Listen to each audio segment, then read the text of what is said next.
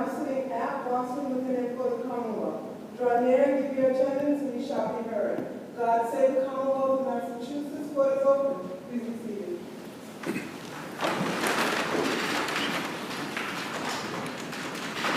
Good morning and welcome to the Appeals Court. My name is Justice Peter Sachs. To my right is Justice Marguerite Grant.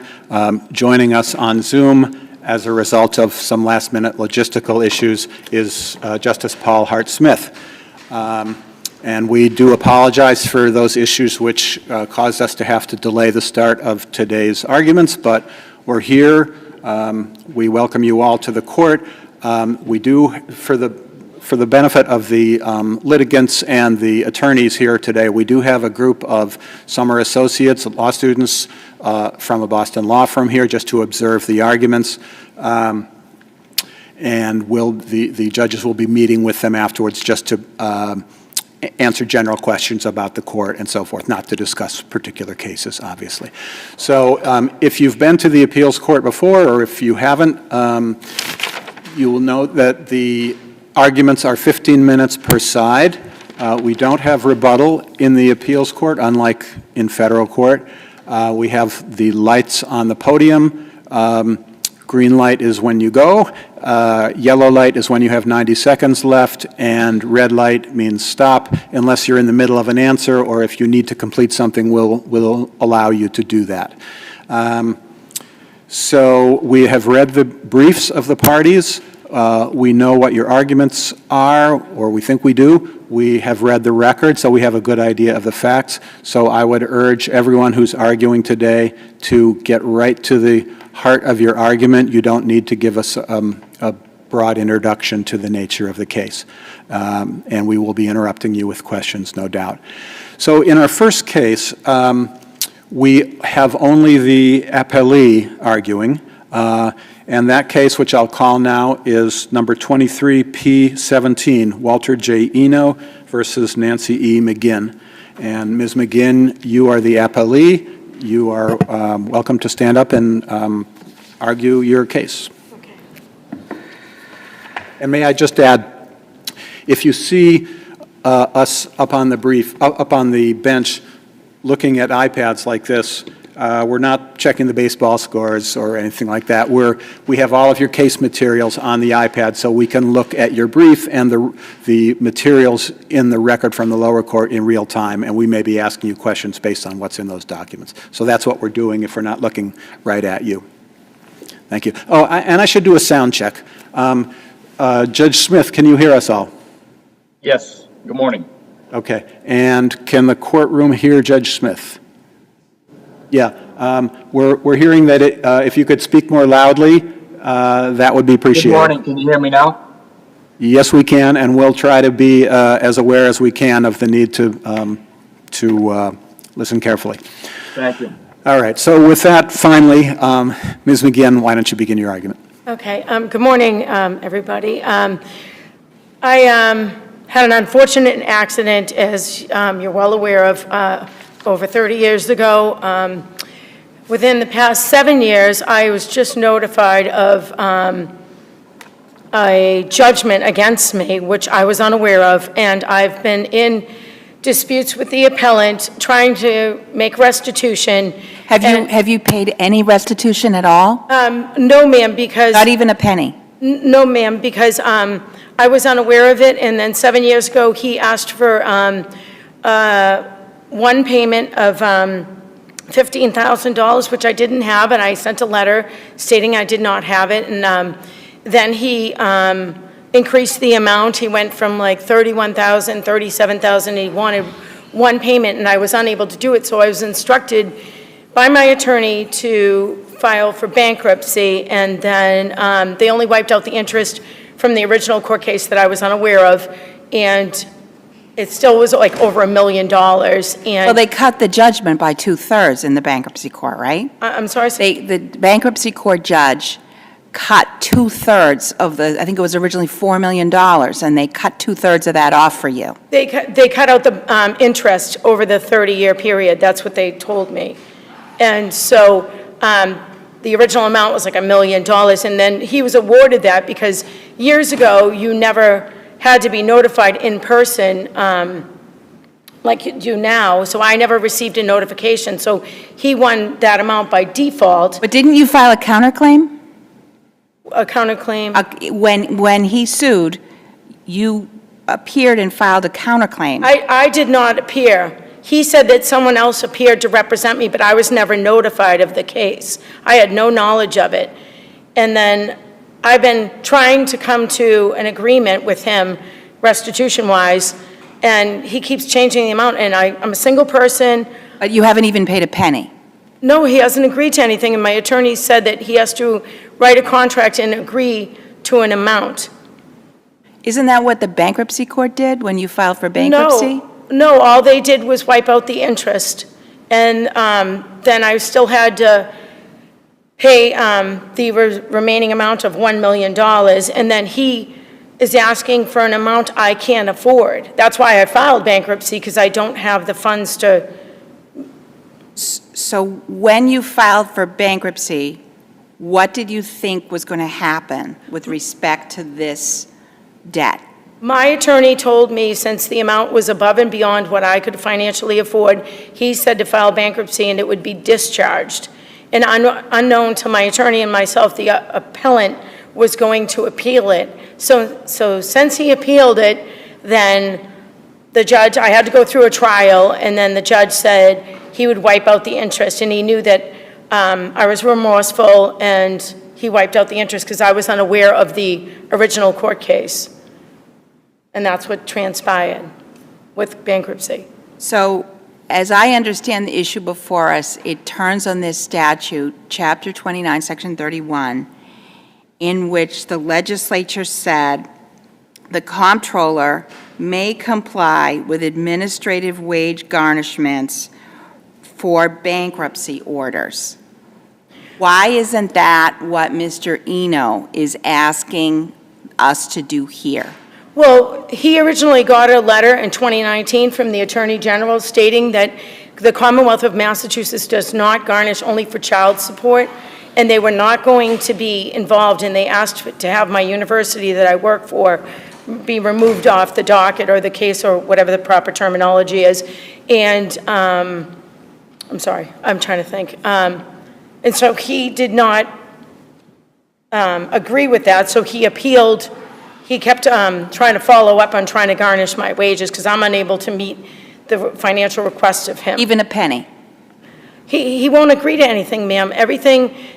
Your Honor, pardon me, everything he's asking for, I offered $300 a month. I offered what I could try and pay. And then my rent was just increased the month ago over $200. Financially, I'm a single person. I don't make a ton of money, and I've tried to resolve this. Is it your position that as long as you work for the Commonwealth of Massachusetts, you're judgment-proof and he can't get his money? I am unaware of what the Commonwealth's standard is. They sent him a letter, the Attorney General, stating that the Commonwealth does not do that. That's why I, for the past 7 years, have tried to come to an agreement with the appellant, and I've been unable to, because everything I offer, he refuses.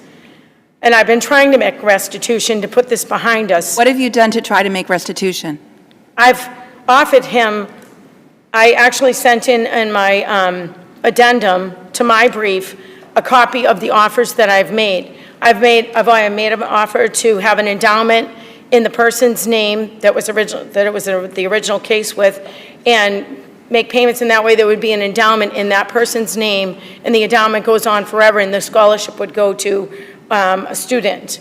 And anything I offered, he's not accepting it. When you say offer, you mean you put down words on paper saying this is what I would be willing to do if you accept it.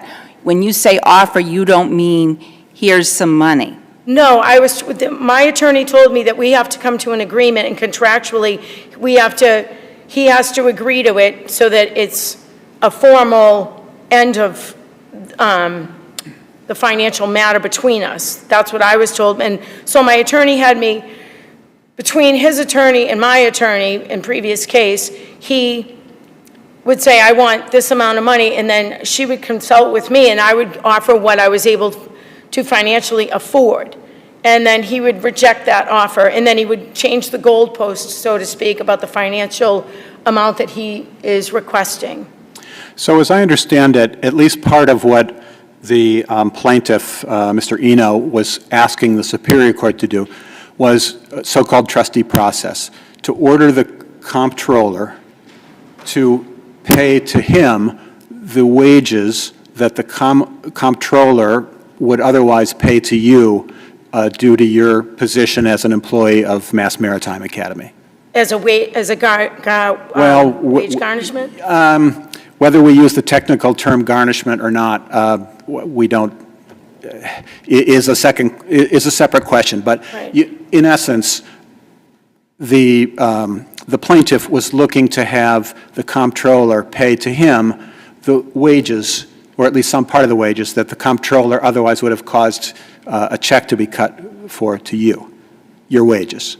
So, well, I had offered $300 a month, and then in a previous statement in the appeals court, he said he wanted $300 a month, and he was never willing to take a payment Okay, from me. But the exact amounts aside, Okay. my question is what he wanted was to have your wages paid to him instead of to you.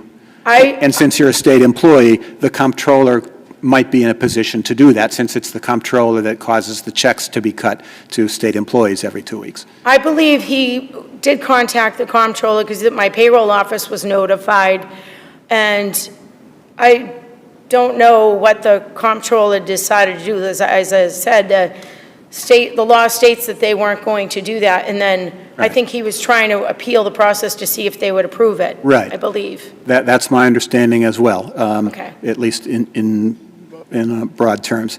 My question is this: I assume that the wages are paid. Do you have direct deposit? Yes, sir, it's Yeah. required by the state. You're not allowed to do it any other way, sir. Okay. So I assume that once the money is paid into your bank account, he could seek a so-called trustee process order against the bank, or issued to the bank, that says, "Bank, you have this money in your possession that belongs to Ms. McGinn, against whom we have a substantial judgment. Pay that money to us instead of Ms. McGinn."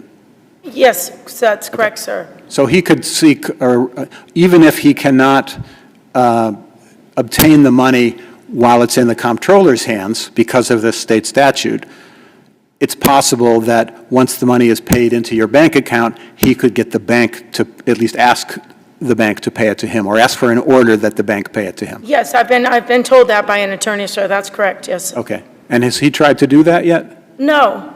No. No, we've been going back and forth trying to mediate between our attorneys, and I'm out of money. I don't have any more money. Most of my attorneys were doing it pro se for me, and that's why I'm here representing myself today, because, Right. We appreciate that. Can't afford an attorney. Yes, sir.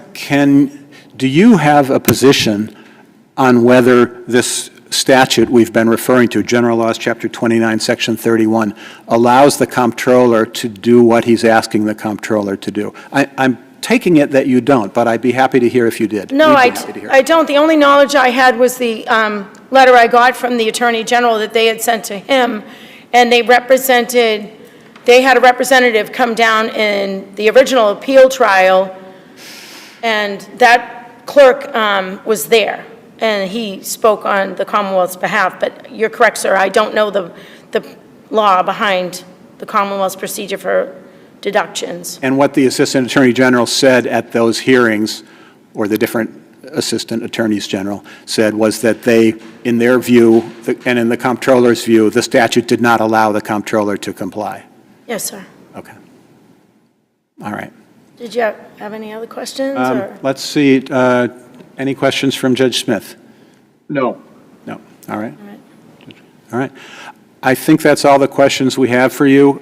Thank you for giving us your argument today. We understand it's difficult for a party without an attorney to come up here and present their position. You've done a very good job of it, so All we right. appreciate Thank that. you very much. Thank you.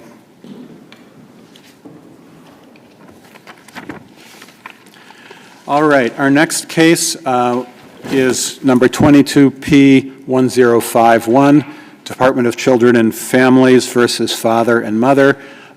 This is an impounded case. And I would remind all parties and those in the courtroom that this, all of our oral arguments are available on YouTube and are being live streamed, as well as open to you, members of the public, in the courtroom. So because this is an impounded case, as I'm sure counsel are aware, we should not use any names or any information that would allow identification of the parties to the case, particularly the parents and any of the children involved. So with that, I believe we are starting with Ms. Openshaw? Correct, Your Honor. All right, and you will be taking 7.5 minutes, and Ms. Boulian will be taking 7.5 as well. That's right. Okay. All right, with that, why don't you give us your argument? Good morning, members of the panel, and may it please the court, my name is Laura Openshaw, and I represent the appellant father who is present in the court today. This is an appeal about a termination of parental rights trial that was unfair from the start, and it was unfair in two ways.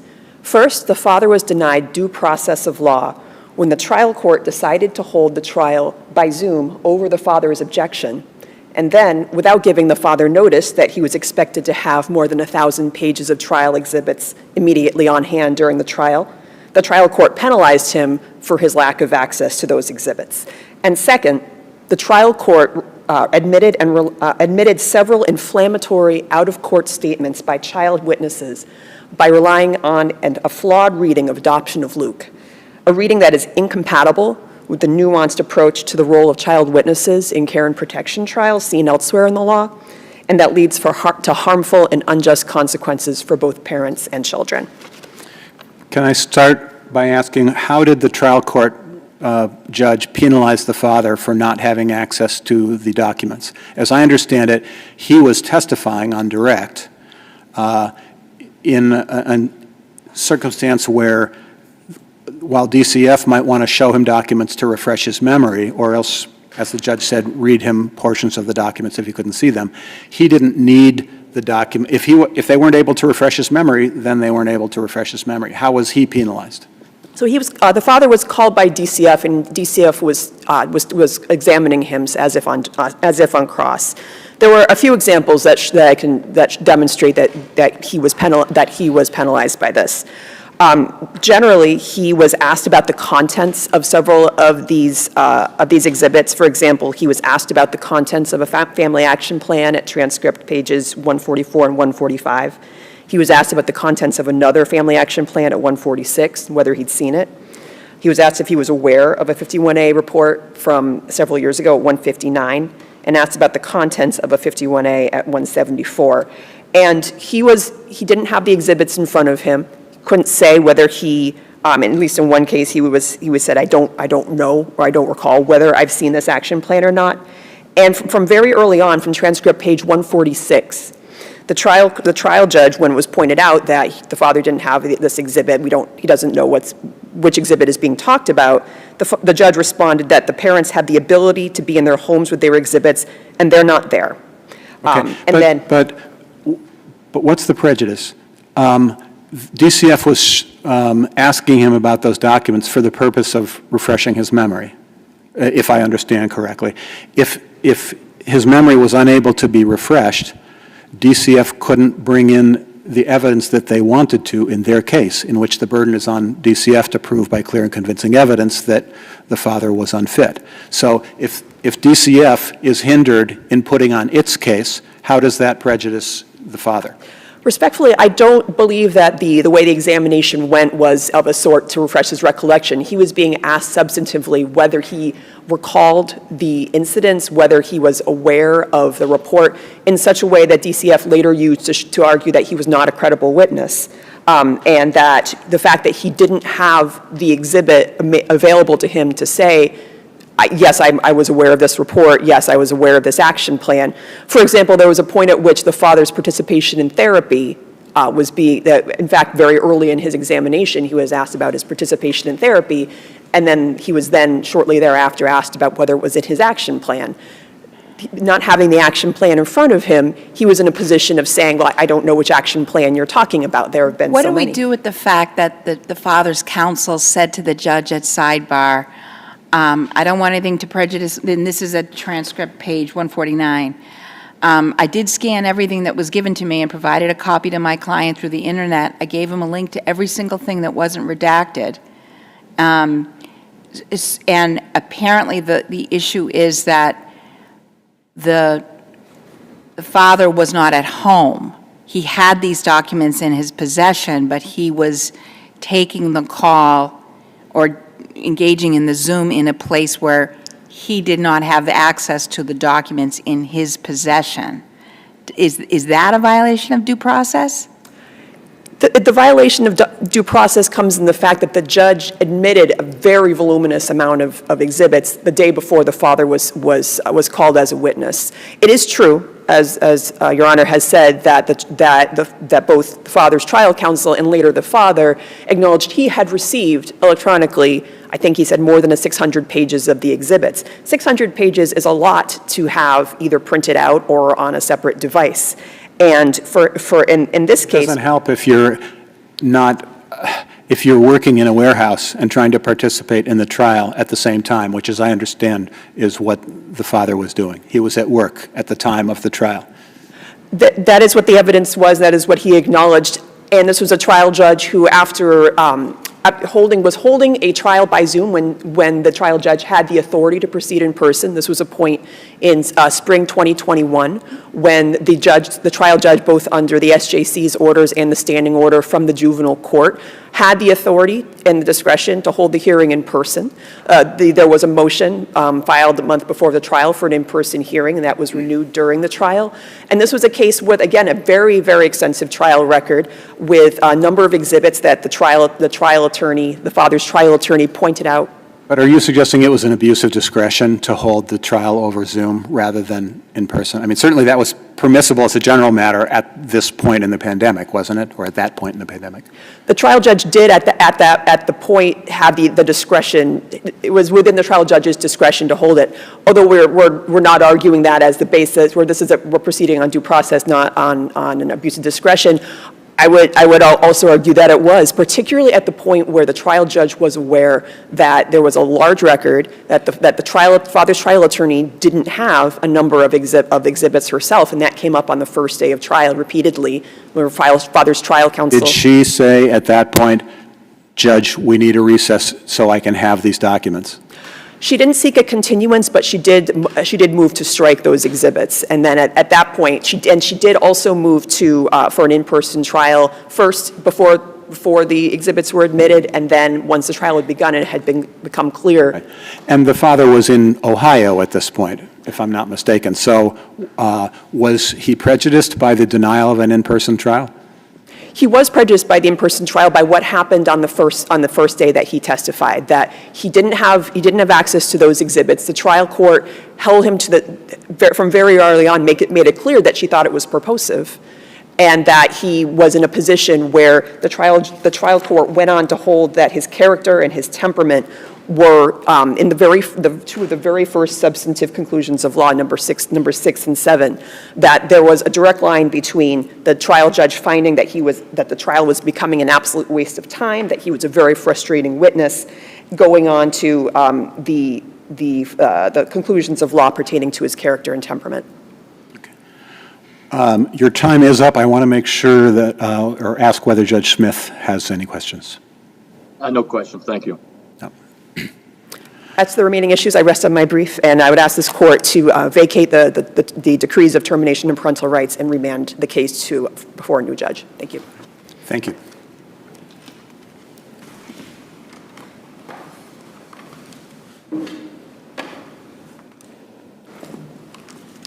Ms. Boulian, am I pronouncing that correctly? Bouillon, Your Honor. Boulian, okay. Like bouillon cubes. Good morning, members of the panel. May it please the court. My name is Laura Bouillon on behalf of Mother.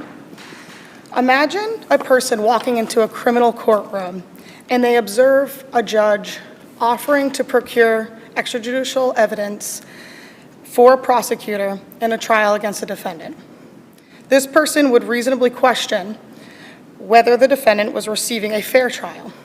Due process requires that termination of parental rights trials be and appear to be fair. The requirement is violated where Could I ask, in a, could I ask a question about whether this claim has been raised below? I wanted to honor the time limits for prior counsel, but can you address whether this due process and fairness claims were raised and whether we should be entertaining them for the first time on appeal? Yes, Your Honor, I believe your question is with respect to whether this claim was raised below, and elaborating on that. We would argue, Your Honor, that the trial counsel for mother had difficulty observing at the time in a 12 inconsecutive day trial held completely virtually over the course of 3 months. It was difficult to see that all of the judge's comments and behavior and unfair conduct through the trial amounted to what we argued before, Your Honor, today, an apparent unfitness. We have the luxury of a bird's eye view in this case by being able to review the record in full, and review of the record in context would show that the trial judge's conduct and behavior was unfair and the trial was apparently unfair. I would argue, Your Honor, that this court, in adoption of Norbert, given the serious nature of the issues in our cases and the due process, and the fact that due process governs our proceedings, that this court reviewed the matter in that case, and I would ask that this court review it in this case as well. But doesn't the length of the trial and the allegations you're making of unfairness, doesn't that weigh against your argument that trial counsel missed it? We would argue no, Your Honor. The instances by the judge happened over each day of the trial. The trial was spanning over 3 months in consecutive days, held completely virtually. We would argue that the trial counsel, without the benefit of reviewing the judge's conduct in context, would not be able to see all of the conduct and comments of the judge and the disparate treatment of mother and her counsel, as opposed to DCF and their counsel, may not have been as easily recognizable to a trial attorney on the ground conducting the trial. But upon review, and with this bird's eye view, I believe that we can see it here. Many of the claims, though, in the heat of the moment or the trial, were not even objected to. Would you agree? I apologize, Your Honor. I'm having a little difficulty hearing you. Many of the claims you've raised also as being unfair, violation of due process, there was not even an objection, never mind a general claim preserved, but there was no objection. Would you agree? If I'm hearing you correctly, Your Honor, you're asking that the trial judge did not object to the instances of unfairness that I'm arguing took place. Is that correct? Counsel did not object, correct. Okay. So I would argue that in this court's dissent, Justice Hanlon's dissent in adoption of Norbert, did comment that, quote, failure to object to a judge's questions or to the manner in which he conducted the trial cannot carry the same implication of acquiescence as a failure to object to the questions of opposing counsel. I would ask this court to consider perhaps trial counsel was protecting mother from the judge's conduct, as she may have been noticing it was increasing in severity. For example, when mother would ask to speak with her attorney,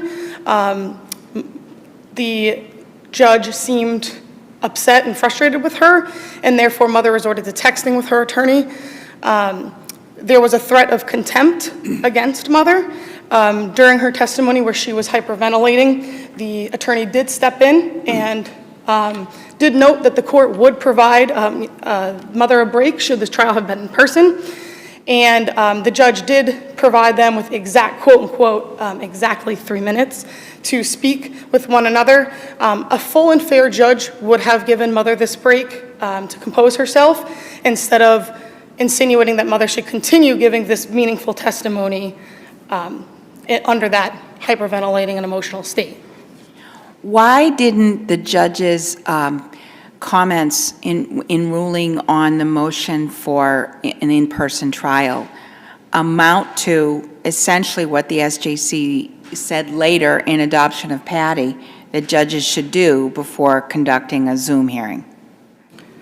Is your question, Your Honor, why didn't, You make an argument that the judge didn't give sufficient instructions about the fact that this was a Zoom hearing, as the SJC later outlined in adoption of Patty.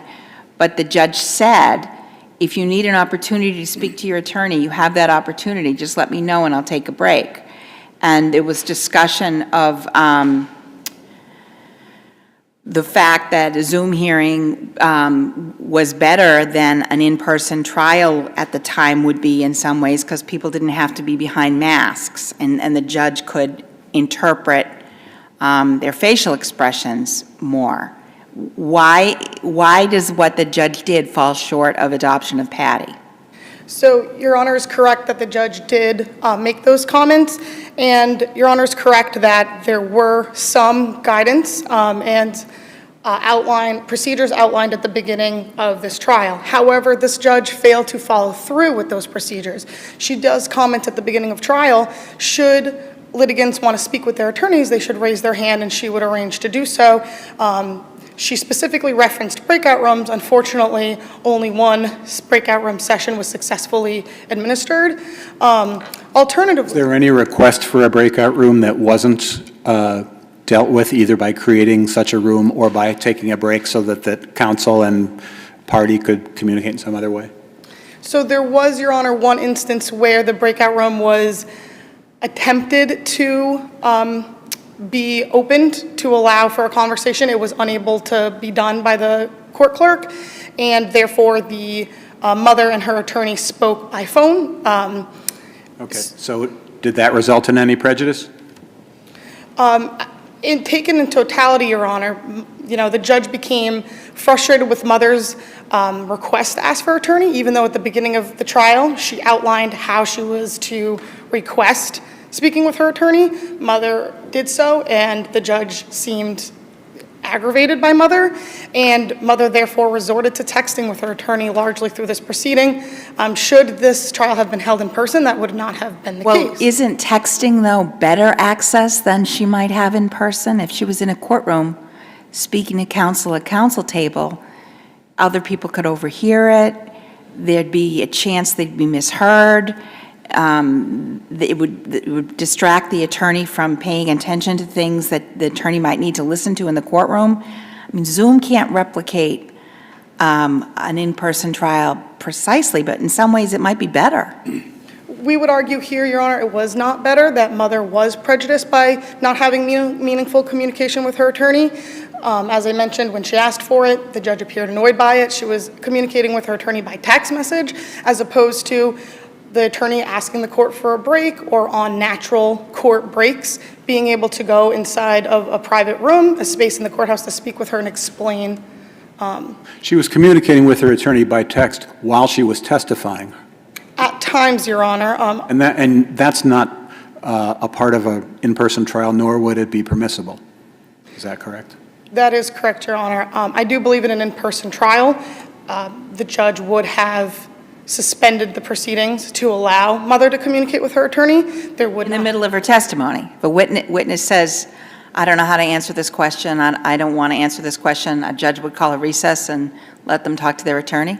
No, Your Honor, but in the case where mother's testifying, she's upset, the judge is correcting her, saying, please don't provide these explanatory answers. She's getting frustrated with mother. Mother begins to hyperventilate because the court suggests a contempt against mother.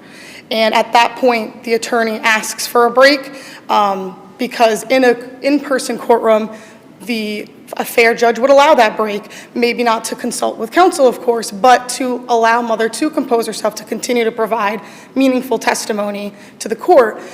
Here, yes, the judge did eventually allow that break, but she suggested the contempt.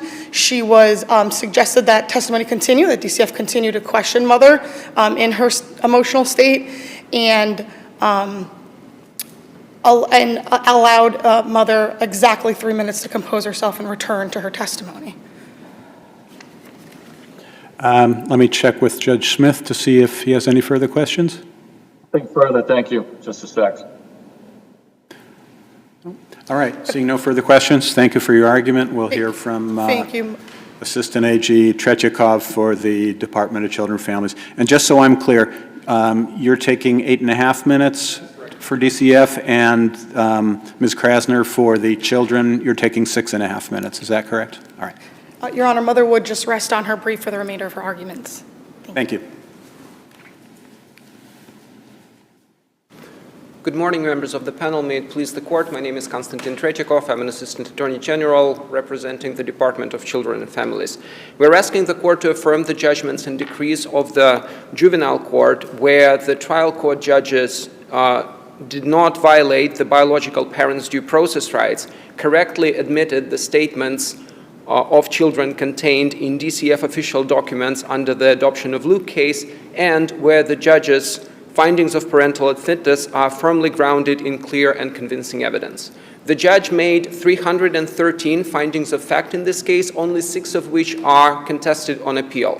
The uncontested finding, even if the court limits its review to those, reflect years of domestic violence perpetrated by the father on the mother and the children, the mother's inability to protect herself and the children from the said domestic violence, failure to acknowledge, let alone address, the responsibility and the role that they have played in the serious trauma that they have inflicted upon the kids.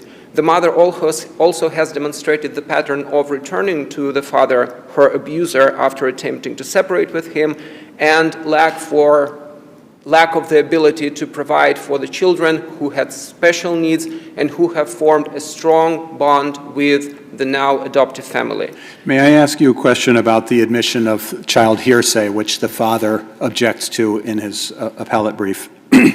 I understand that there were motions in limine to strike or redact numerous not redact, I should say strike, numerous portions of the 51A and 51B reports that were introduced as evidence.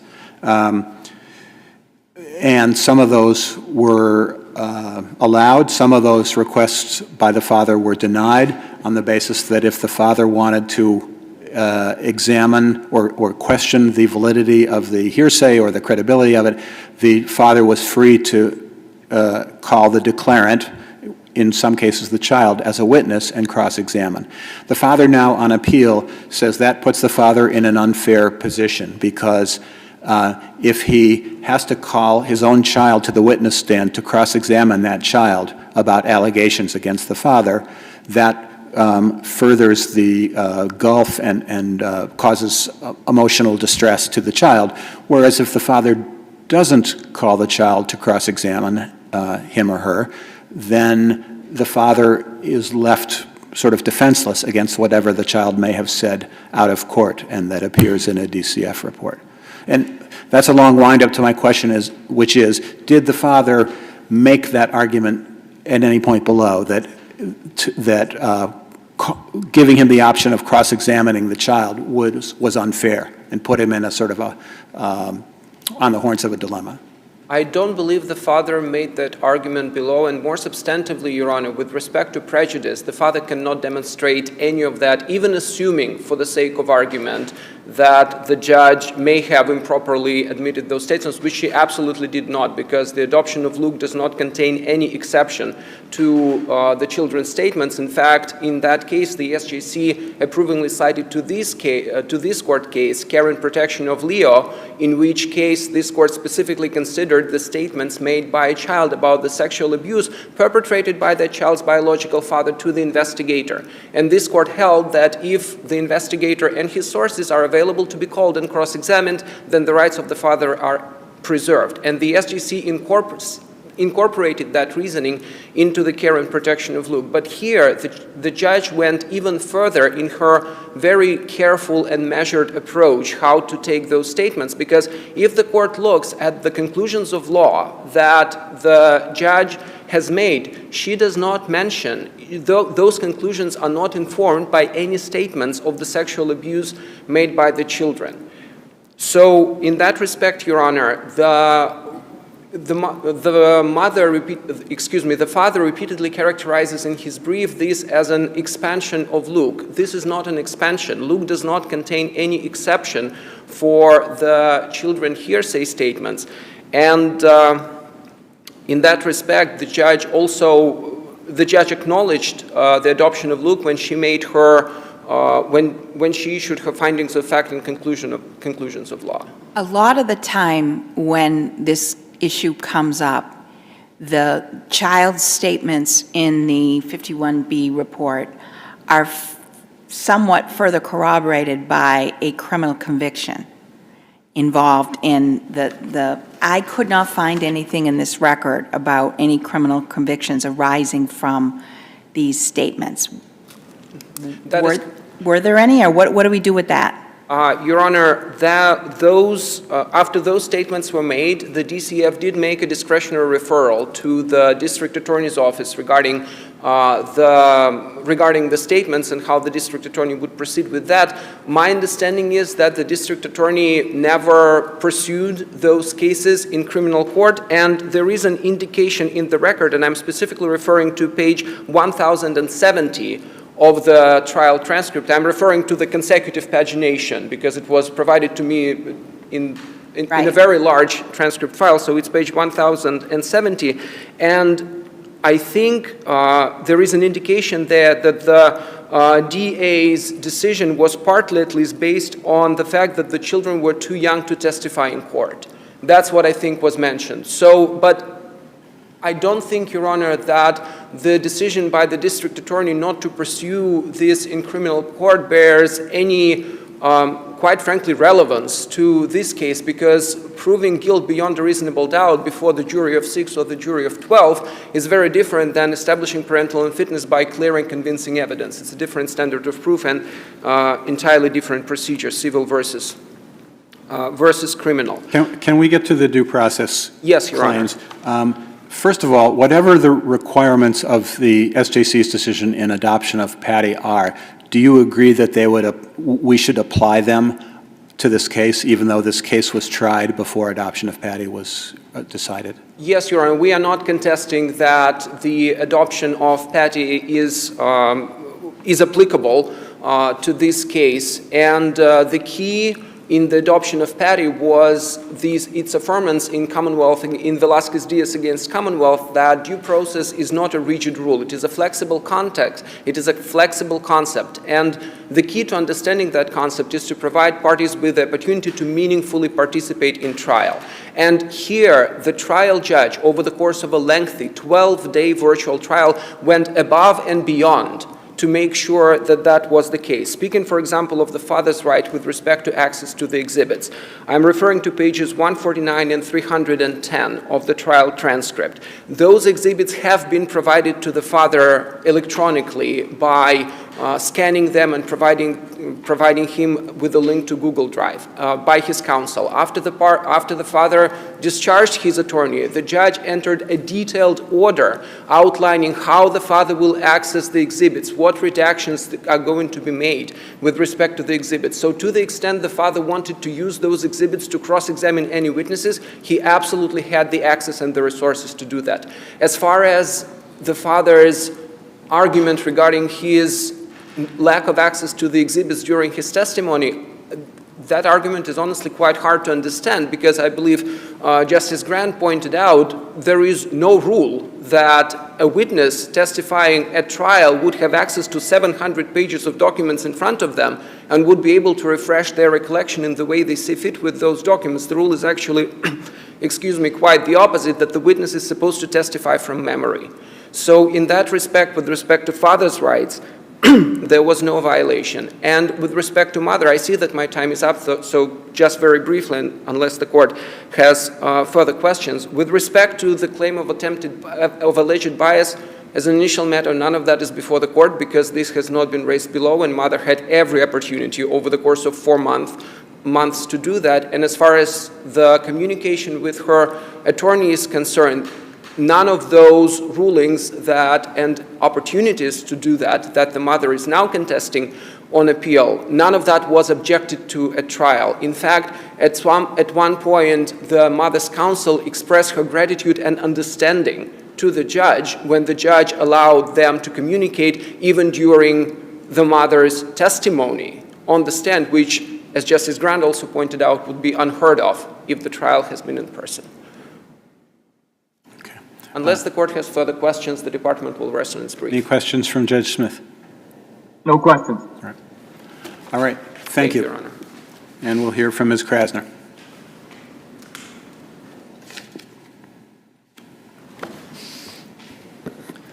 May it please the court, I'm Sherry Krasner here on behalf of the 3 children. Just to set the stage and remind the court, my oldest client was not even 3 years old when he was removed. Not even 3 years old when he was removed. He's now 8 years old. The middle girl was 14 months old. She will be 7 years old in 1 month. And the youngest boy, removed just days after his birth in 2018, has just turned 5 years old. I understand that this court has an obligation to review the entire voluminous record of the case where the stakes are so high, but I ask that you act with as much speed as possible so that these 3 children can receive the permanency that they so richly deserve. Despite the challenges of the pandemic, this was a fair trial. That the judge ruled against father's request for an in-person trial because she saw these as delay tactics, particularly when she learned that father was in Ohio, didn't make her ruling biased. That she saw no merit in father's expectation that he, as a represented client, receive all of the 160-plus exhibits in his possession when she had so scrupulously reviewed with counsel about access to all the documents and had discussed with counsel the day before trial what they could do, what counsel could do if they didn't have documents. Did not make this virtual trial in any way evidence of bias, and certainly not a violation in the way that Patty was in terms of a due process violation. That the judge had to redirect mother or admonish her to listen to questions and not answer when there weren't any questions before her was not an example of judicial bias. It was just the judge moving the trial along, and something certainly well within her role in keeping proceedings moving. That the judge may have extended some courtesies to DCF was not bias, particularly where mother has not demonstrated in her brief how any of those courtesies affected the outcome of the trial. As DCF has argued, there were 313 findings here and 43 conclusions of law. Well, the number of findings by itself doesn't really establish anything, does it? Well, it established It that may she establish paid, that she paid careful attention to the evidence. certainly. And it's not the number. What matters is were any of those findings clearly erroneous? Right. And father does not argue that any of them were. He talks about there not being direct evidence. Mother does argue that some of them were clearly erroneous. She argues that they weren't fair. She never uses the No, term. she explicitly says some of them were clearly erroneous. I think it's pages 41 through 44 of her brief, if I'm not mistaken. There are 6 findings that she challenges, and again, 6, I know that the numbers aren't important, but 6, as in respect to 313, certainly suggests that the overwhelming number of findings have to be accepted by this court as true, and in the interest of time, I won't go through them, but I would refer you to Roman numeral 3A of my brief, in which I set out all those facts that this court needs to accept as true, and in Roman numeral 3B, how those facts in the aggregate all add up to clear and convincing evidence of parental unfitness. So there was a lot of discussion in the findings the judge made about the parents' hostility to and inappropriate conduct toward DCF and DCF personnel. Does that in and of itself show unfitness? I mean, wouldn't any parent who is in a dispute with DCF over whether they can retain custody of their child feel hostility to and anger at DCF? There's a difference, Your Honor, between feeling it and expressing it, and certainly the father in the ways that he expressed it, such that people had to obtain restraining orders and monitor, keep father from coming into the building. That was more than just I'm really angry that my children aren't in my custody. This was a father who was aggressively attacking the department, finding out people's addresses. If that were part and parcel of the father's conduct towards the children or the mother or other individuals, then I could see the relevance. But if it is not, and if it's motivated by hostility to the department and wouldn't be a part of father's behavior if the department weren't in the picture to begin with, then how is it relevant? Well, I would say the degree does make it relevant in this case, and certainly someone's temperament is relevant to someone's fitness, but also in this case, how father did act towards the children and the aggressive disciplinary tactics that he used, the running the planks and the demands that things be done, it's my way or the highway attitude that this father showed not only to his children but to mother's children, certainly I think is evidence of his temperament, of his inability to conduct himself in the way that we expect parents will conduct themselves, and therefore relevant to the determination of fitness. Certainly this father finding out where the pre-adoptive parents lived, and driving by the home, that all of that certainly is relevant to his conduct and a reasonable inference for the judge to determine that it was relevant. The judge's findings also addressed mental health issues on the part of both parents. Did the judge ever draw a connection between those issues and any harm or abuse or neglect of the children? Well, certainly she allowed the motion for father not to be able to visit with the children that he... That was sometime earlier in the case. I'm really talking about at trial. And that was prompted by abuse allegations, which the district attorney ultimately didn't pursue, and the father's visitation rights were restored. So that's not really an issue. I'm sorry, could you repeat the question then? Yeah, the question is, did the judge find any nexus between the mental health issues of either parent and abuse or neglect or threats to the welfare of any of the children?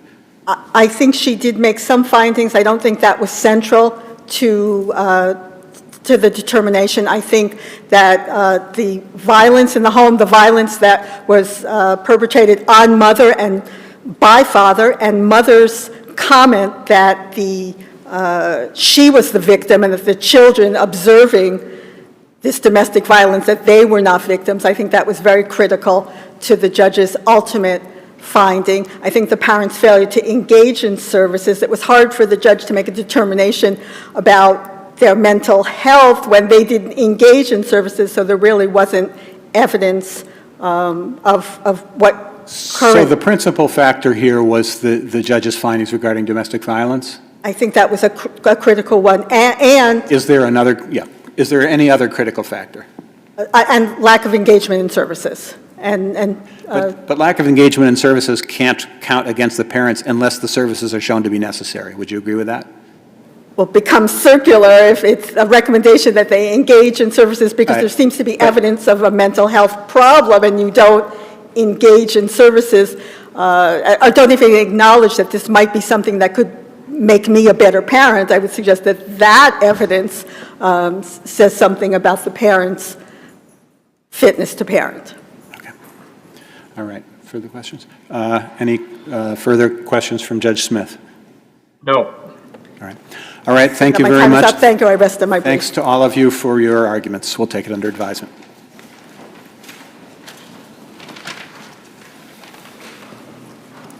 And our final case of the day is number 22P983, Eric Madonna versus Mass Commission Against Discrimination.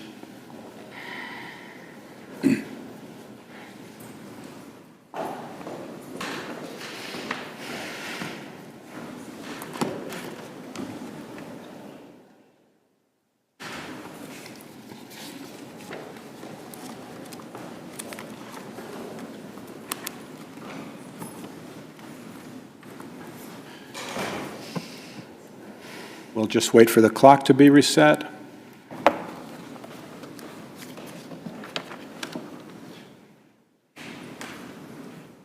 Mr. Mantell, whenever you're ready. Thank you. May it please the court, Kevin Powers and I represent Eric Madonna, the appellants in this case. We request remand of this case back to the MCAD for a determination as to whether the direct threat analysis applies and the proper application of that analysis, or in fact a determination that that analysis was violated here. There are two issues in this case. One, the MCAD acknowledges they did not apply the direct threat analysis. So if you determine that the direct threat analysis is applicable, that's it, we win. The next issue You win a remand? We win a remand, yes, absolutely. And the next issue... On a remand, hypothetically, would the MCAD have to or have the discretion to take additional evidence? Say that again?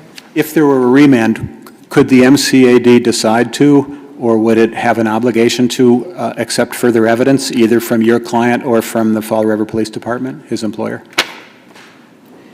I think it could have discretion to request further information, especially since Gannon itself gives the burden on the employer to provide evidence that the risk posed by the employee is beyond any acceptable understanding of safety in that environment.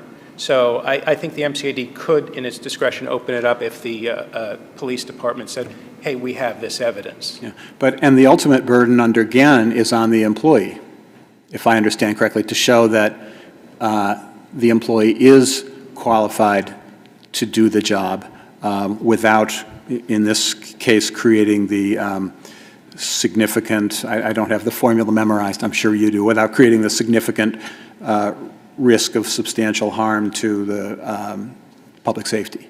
You're right, but let me put it in different terms. The burden is on the employee to show qualification. Qualification is defined as the ability to do the job with or without reasonable accommodation. Now, the MCAD says that the issue of direct threat is irrelevant to reasonable accommodation, but reasonable accommodation is part and parcel of the definition of who is qualified, and so it is. Also, You keep using the words direct threat. You're talking about whether or not your client poses a threat to the public? You're not talking about anyone threatening him at work? there was no one threatening him at work. Okay, I just didn't know where the words direct threat came from. Right. As some kind of a standard. The direct threat standard comes from the ADA, which has a parallel protection. And it's no longer the standard, if I understand correctly, but it was the standard at least before Gannon was decided. And so that was the standard that you said at the time of the MCAD hearing was applicable. Right. That was the analog at the time.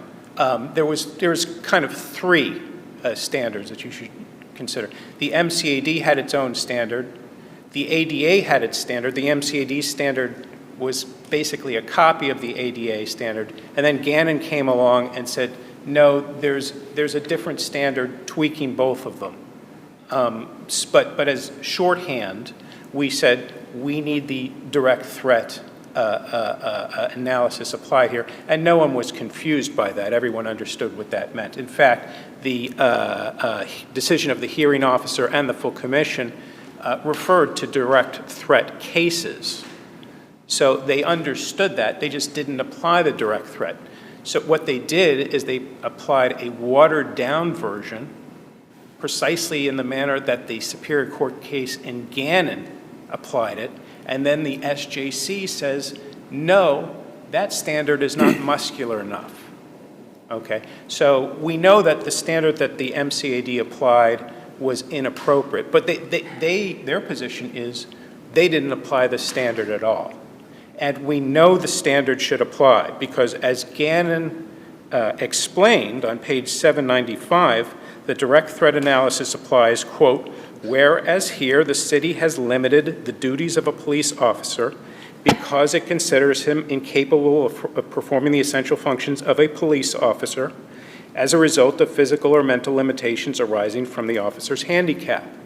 Now, we know that the direct threat applies here because the limitations applied in Gannon, desk duty, taking away his weapon, and not allowing details, were the same limitations were applied here, except here, they also took away his police ID, cleaned out his locker and sent all his stuff home, prevented him from stepping on the location of the premises.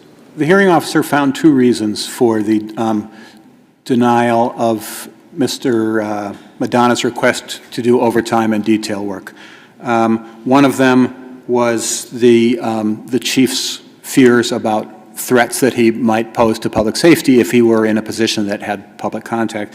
The other was that there was a written policy that those on light or restricted duty are not eligible for overtime or detail work.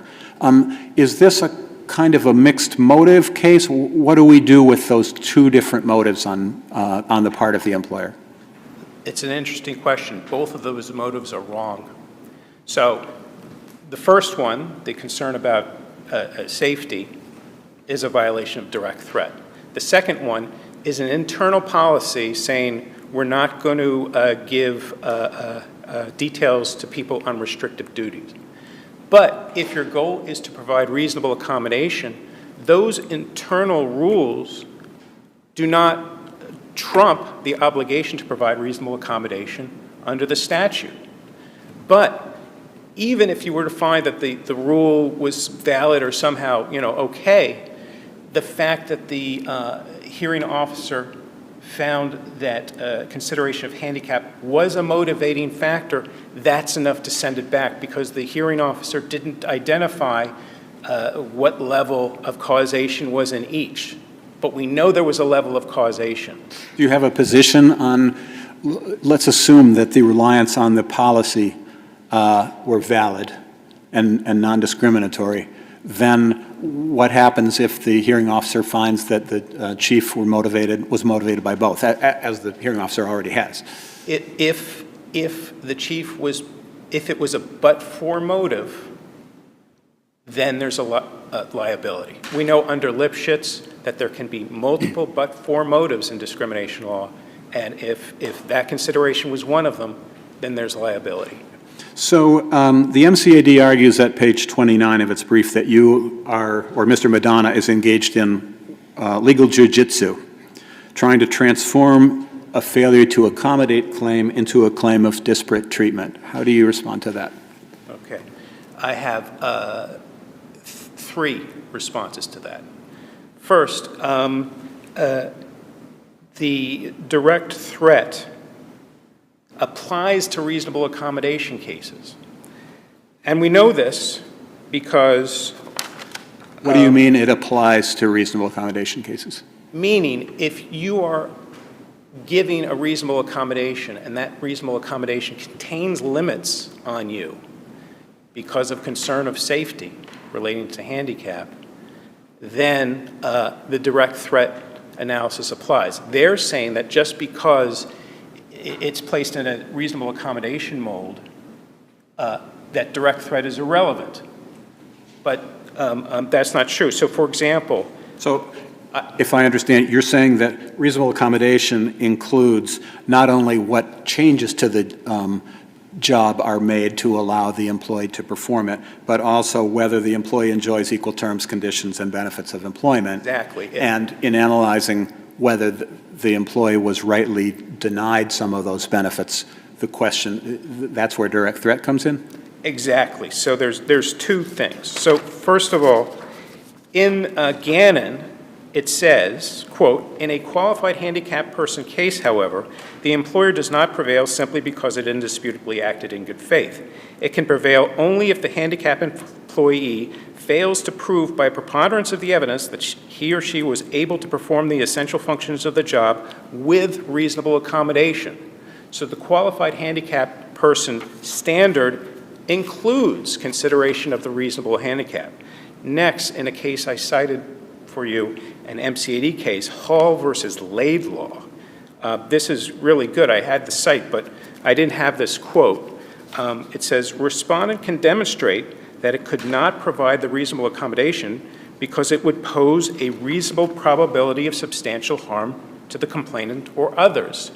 That's on page 38 of the Lexis version, and it says it again on page 51 of the Lexis version, meaning direct threat applies to the reasonable accommodation rubric.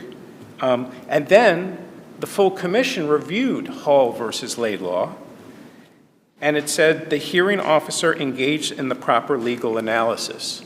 So their assertion now that direct threat is divorced from reasonable accommodation is contradicted by their own decisions and by the decision of Gannon itself, which says direct threat applies to the issue of qualification, which embraces whether the person could do the job with reasonable accommodation.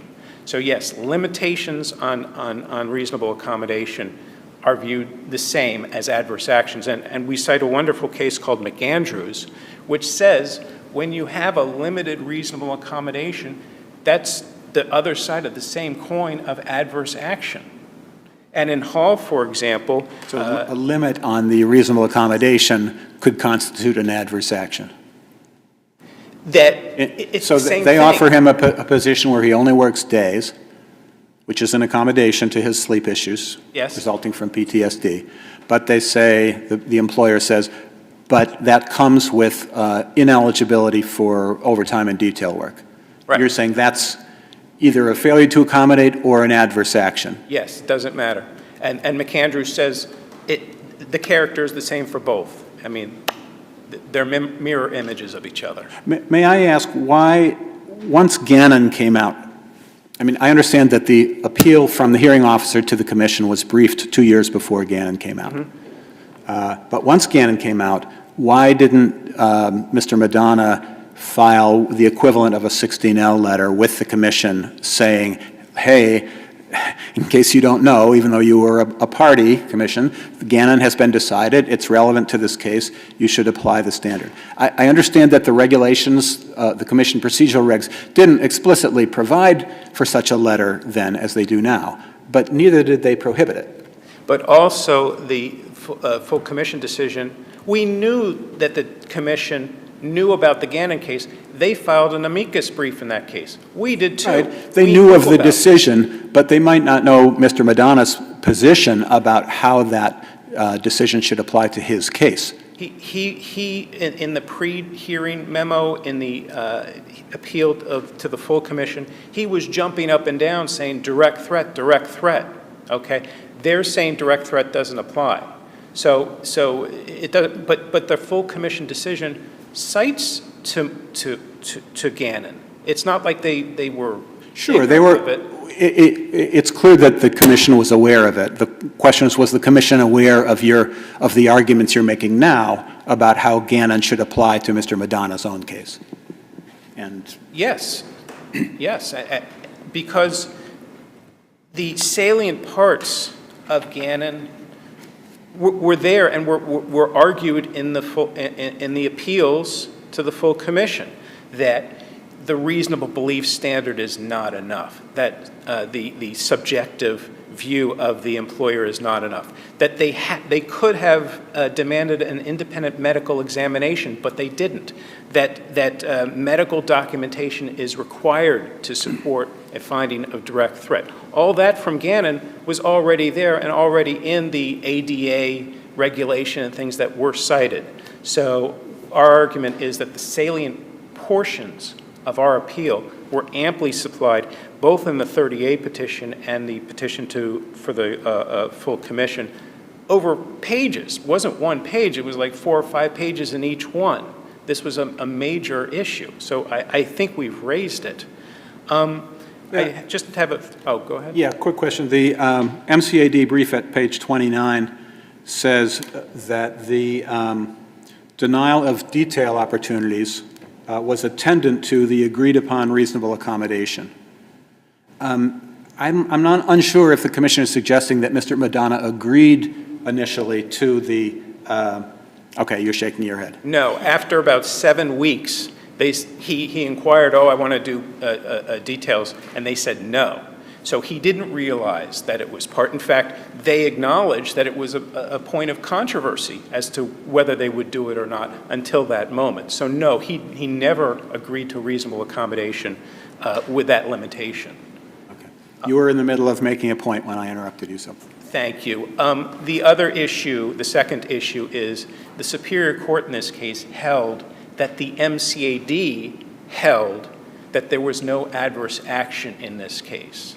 The MCAD doesn't even try to defend that argument. The MCAD, either in the full commission decision or for the hearing officer, neither of them asserted that what happened to Mr. Madonna was not an adverse action, would not rise to the level of an adverse action. So I think that's clearly erroneous. One final question. You seek appellate fees in your brief, should you prevail.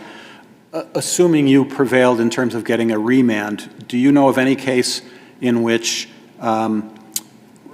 fees are awarded for what you might term an interlocutory success that's short of a final success on the merits? There are plenty of cases in the ERISA context which says that if there's a remand that's sufficient to award fees. We have to put in a request for fees in this brief or else we waive the right for them even if we win later. So we have to put it in there. All right. Thank you. Thank you. Oh, I'm sorry. I should ask if Judge Smith has further questions. No, I don't. Thank you. Thank you. All right. Thank you, and we'll hear from Ms. Milanazzo Gaudet. Am I pronouncing that correctly?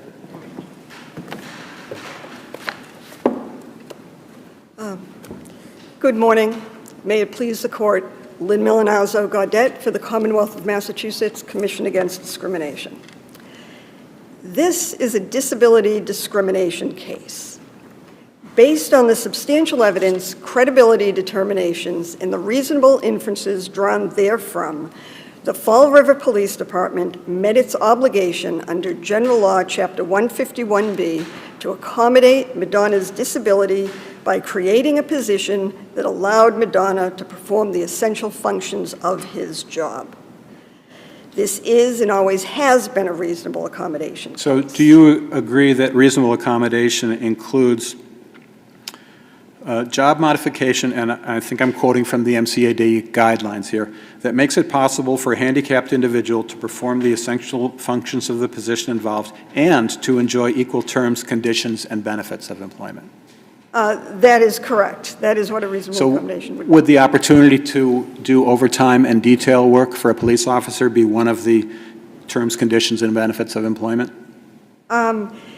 Yes, it could, Your Honor, but I would say it would be something which would have to be contextually analyzed.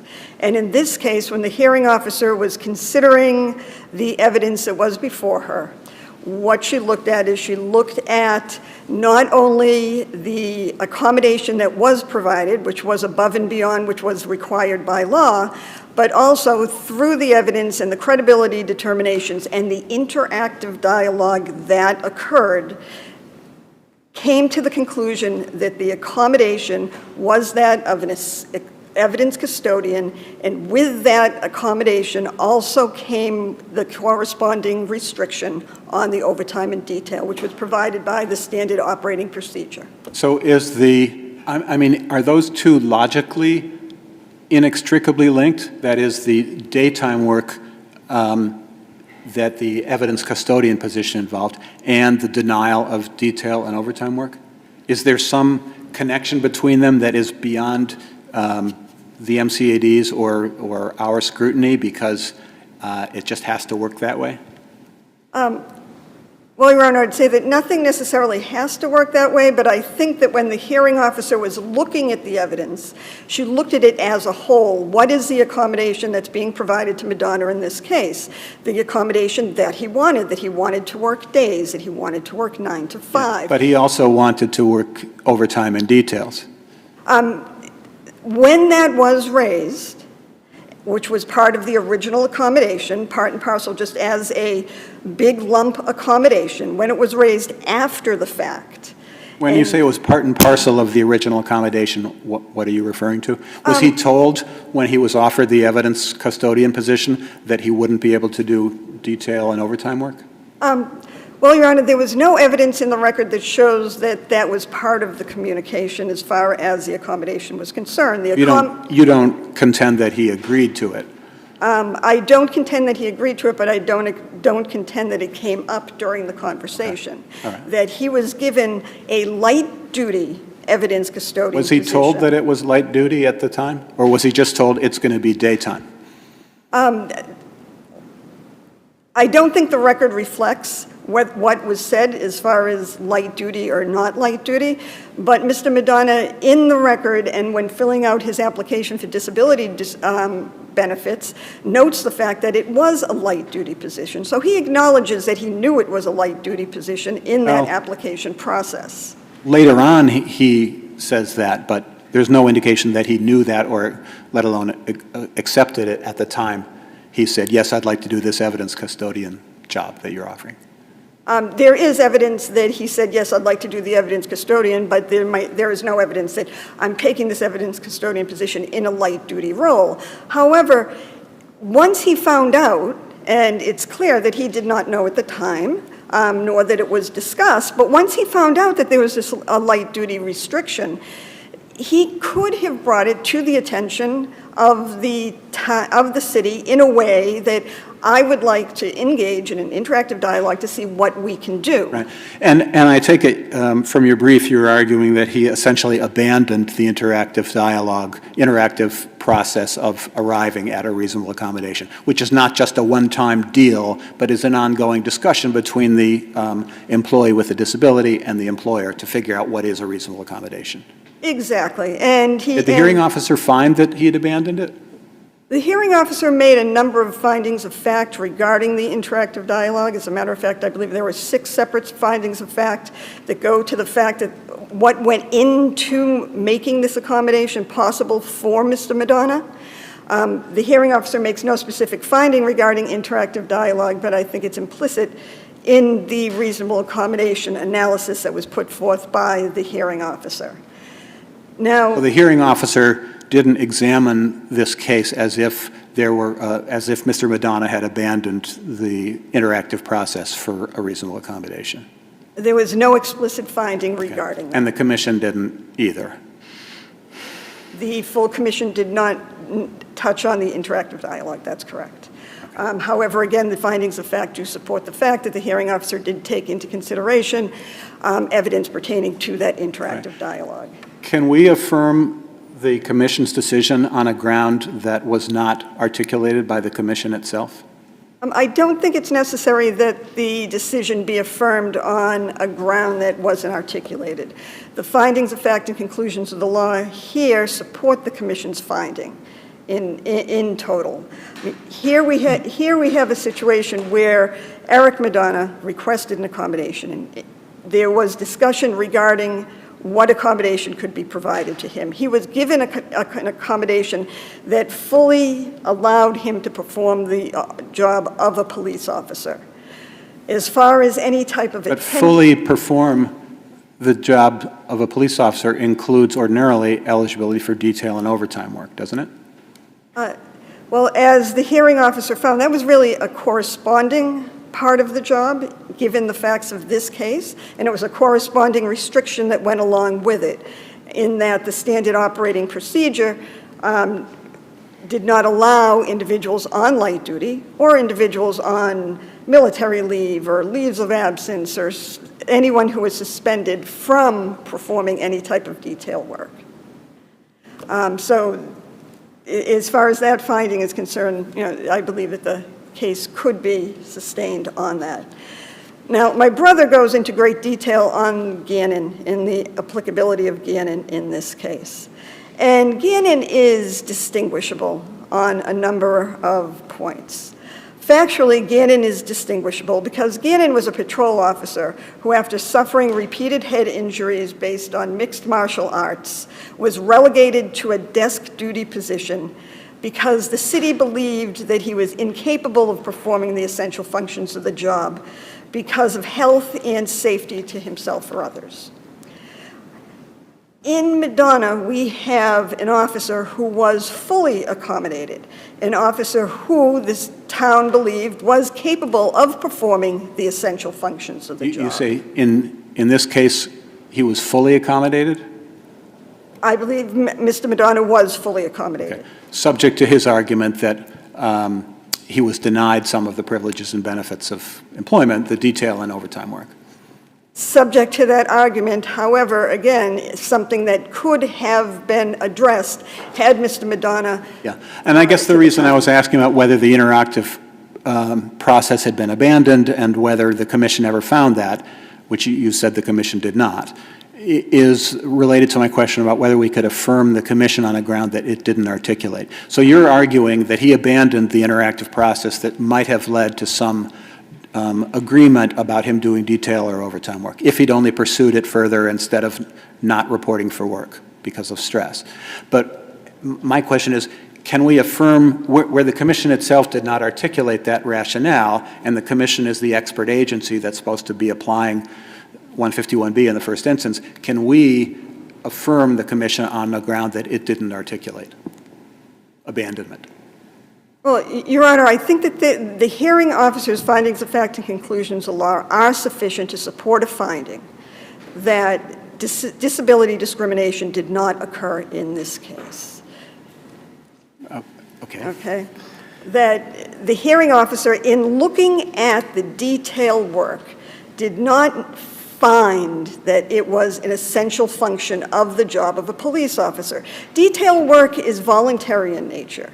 It's not necessarily a required job function. Right, but there are two parts. We started out with the MCAD guidelines defining reasonable accommodation as one that makes it possible for the individual to perform the essential functions of the job and to enjoy equal terms, conditions, and benefits of employment. So the fact that detail work and overtime work may not be essential doesn't mean that we exclude them from the reasonable accommodation analysis, does it? It doesn't necessarily mean that we exclude it, but what we have to do is we have to go back and we have to look at the record. We have to consider the findings of the hearing officer, considering the conclusions of law. The findings are supported by substantial evidence. She, in examining the evidence, did not make any explicit finding that, yes, the detail work is an essential functions of the job. Quite the contrary. What the hearing officer found was that it was a corresponding job duty, that it was not necessarily essential. If it's not essential, it doesn't need to be accommodated.